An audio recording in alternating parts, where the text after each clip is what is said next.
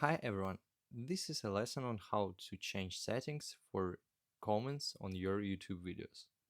First, go to your logo, click on YouTube Studio. After that, there are two main ways.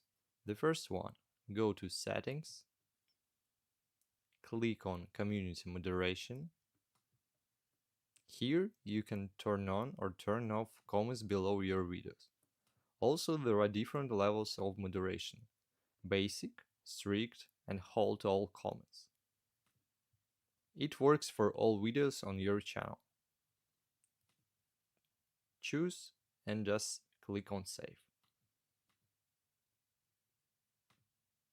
The second way, you can go to your content, choose any video you want. Let's try how to change cursor on Windows 11. Go to Details, Show More, scroll, and here the options you have: turn on, pause, off, moderation levels, who can comment, and sort by. That's it.